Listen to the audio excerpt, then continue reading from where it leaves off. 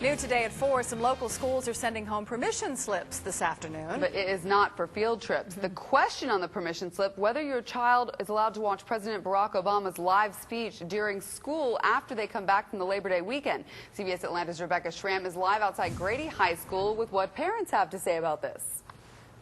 I'm waiting to hear back from the principal here as to how they're going to handle the president's speech. We've talked to some parents who say they do not like the idea of their children being forced to listen to anything the president has to say. Those parents did not wish to go on camera, but we did hear from some parents who don't see the big deal. When parents started hearing that President Barack Obama is planning to speak to America's school children live on Tuesday, some began to panic. The timing had them worried that the president would take the opportunity to promote his health care plan or some other controversial initiative.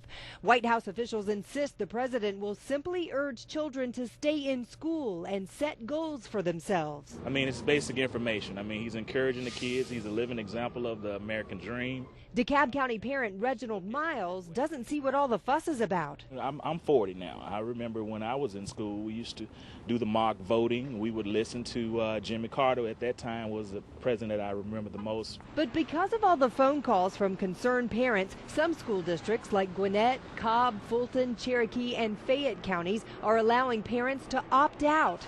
Children whose parents do not want them to see the speech will do other activities instead. DeKalb County is leaving it up to the individual schools as to whether they'll watch the speech. Forsyth County schools will not air the president's speech at all, at least not live. Was this a political decision? No, this was not a political decision. Forsyth County school spokeswoman Jennifer Caracciolo says logistically it just didn't make sense. And it falls during the 12 o'clock lunch hour, which is really inconvenient for a lot of our planning for the day. She says teachers will review the speech later to see if they can fit it into their lesson plans. Now, this letter is going out to parents at Taylor Middle School in Alpharetta. That school won't be airing the speech either, saying with all the curriculum they have to fit in, they just don't really have time to fit that speech in. They're urging parents to watch the speech at home afterward on the White House website. Live in Atlanta, Rebekka Schramm, CBS Atlanta News. And they're going to be watching it at Lucy's school. I got the email about it just last night.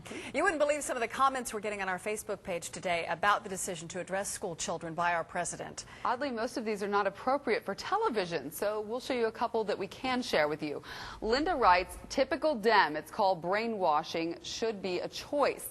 Alexander doesn't have a problem with the president's plan. He says the only thing the president should do is keep all he says neutral and general. Kids are not Republicans, Democrats, or liberals right now.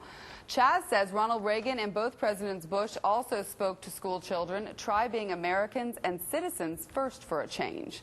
To check out all of the comments, the viewer comments, go to Facebook, go to cbsatlanta.com and click on that interactive section. There you will find a link to our Facebook page, and while you are there, you can feel free to leave your comments. And we will be streaming President Barack Obama's message to school students on our website next Tuesday. You can catch it at noon on cbsatlanta.com. On Wednesday night, President Obama will address the joint sessions of Congress. We'll be airing it live at 8 right here on CBS Atlanta News.